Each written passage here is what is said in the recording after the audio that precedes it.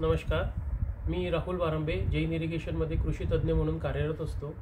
आजच्या दिवसाचे जे महत्त्व आहे हे आपल्या सर्वांना माहीत होणं गरजेचं आहे। त्यासाठीच आपण आज सर्व इथं जमलेलो आहोत। आज एप्रिल महिन्यातील तिसरा बुधवार, जो पूर्ण जगाच्या पाठीवरती बनाना डे केळी दिवस म्हणून साजरा केला जातो। युरोपियन देशांमध्ये 2017 सालापासून हा बनाना डे सुरू झालेला आहे। ज्याचं महत्त्व काय आहे, केळी या फळाचं महत्त्व काय आहे आणि त्याच्या दैनंदिन जीवनामध्ये आहारामध्ये आपल्याला त्याचं महत्त्व पटावं यासाठी हा दिवस मनवला जातो पूर्ण जगभरामध्ये। तर केळी हे जे पीक आहेत किंवा केळी हे जे फळ आहे हे आपल्या दैनंदिन जीवनामध्ये, दैनंदिन आहारामध्ये त्यातील अन्न घटक, त्यातील प्रथिने, त्यातील कार्बोहायड्रेट, सुक्रोज, फ्रुक्टोज या सर्वाचा आपल्याला किती फायदा होतो हे आपल्याला सर्वांना समजून घेणं गरजेचे आहे। तर केळी या फळाचा जर विचार केला तर साधारणतः 117 ग्रॅम कॅलरीज आपल्याला एका फळामधून मिळतात।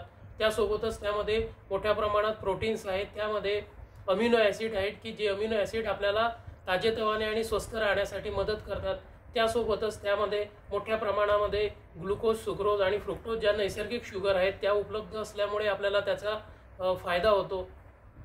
पोटॅशियमचे प्रमाण भरपूर मोठ्या प्रमाणात आहेत, त्यामध्ये फायबरचे प्रमाण मोठे असल्यामुळे आपली चयापचय क्रिया जी आहेत आणि पोटाचे जे विकार आहेत हे कमी येण्यासाठी आपल्याला त्याचा मोठ्या प्रमाणात फायदा होतो। जागतिक स्तरावरती जर आपण बघितलं तर भारत हा देश केळी उत्पादनामध्ये 1 नंबरवरती आहे। 30 लाख मेट्रिक टन आपण केळीचं उत्पादन करतो।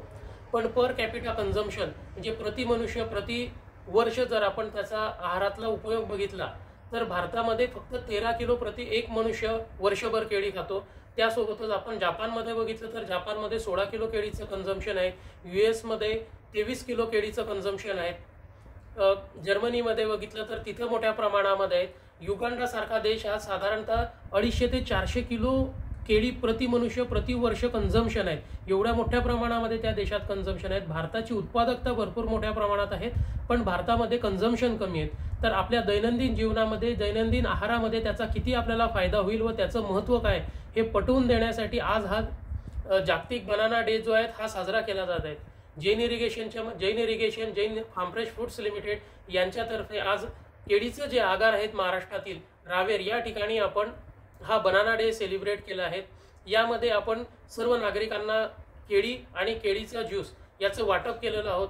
कार्यक्रमाचे उद्घाटन भागवत विश्वनाथ पाटील अखिल भारतीय केळी बागायतदार महासंघाचे अध्यक्ष यांच्या हस्ते केलं। सर्व नागरिकांनी यामध्ये हिरिरीने भाग घेतला आणि पूर्णपणे त्या केळीचं महत्त्व समजून घेतलं। जर आपण दररोज 2 केळीचं जर कन्झम्पशन केलं तर आपण निरोगी राहू शकतो। आपण केळी या फळाचं जर महत्त्व बघायचं म्हटलं तर सध्या आपण बघतच असाल IPL टेस्ट चालू आहेत। IPL टेस्टमध्ये ज्यांचं लक्षपूर्वक बघितलं असेल तर खेळाडू जे आहेत हे त्यांचा 2.5 मिनिटाचा जो ब्रेक होतो त्यामध्ये बरेच खेळाडू आपल्याला केळी खाताना दिसतात, कारण त्यामध्ये भरपूर मोठ्या प्रमाणामध्ये आपल्याला एनर्जी मिळते, इन्स्टंट एनर्जी मिळते। म्हणून स्पोर्टमध्ये मोठ्या प्रमाणात केळी या फळाचा वापर केला जातो। त्याचबरोबर डॉक्टर आपल्याला केळी या फळाचं रिकमेंडेशन देतात। तर आजच्या दिवसाचे जे औचित्य आहेत ते हेच आहेत की आपल्याला दैनंदिन जीवनामध्ये केळी या फळाचं कन्झम्पशन वाढवावं। केळी या फळामधून मिळणारे अन्न घटक, त्यामधून मिळणारे न्यूट्रिशन, मिनरल्स हे सर्व आपल्याला माहिती व्हावं यासाठी हा केळी दिवस साजरा केला जातो। जगाच्या पाठीवर जर आपण बघितलं तर जगाच्या पाठीवर केळी हे फळ हे बेबी फूड म्हणून वापरलं जातं। आपल्याकडे आपण बघतो की लहान बाळांना केळी खाऊ घालायची म्हटली तर आपण म्हणतो सर्दी होईल, खोकला होईल या प्रकारे आपण बघतो। म्हणून जगाच्या पाठीवर बेबी फूड म्हणून हा केळी या फळाचा मोठ्या प्रमाणात वापर होतो। जो केळीचा पल्प आहे, केळीचा जो ज्यूस आहे हा आईस्क्रीम मध्ये वापरला जातो, वेगवेगळ्या श्रीखंडमध्ये वापरला जातो, फ्लेवर म्हणून त्याचा वापर केला जातो। तर ह्या पद्धतीने आपण केळीचं महत्त्व समजून घेणं गरजेचं आहे। आणि माझ्यातर्फे आणि जैन इरिगेशनतर्फे मी आपल्याला सर्वांना आजच्या या जागतिक बनाना डेचं बद्दल आपल्याला सर्वांना शुभेच्छा देतो आणि सर्वांना एक विनंती करतो किंवा आग्रह करतो की आपण आपल्या दैनंदिन जीवनामध्ये केळी या फळाचं कन्झम्पशन वाढवावं। नमस्कार।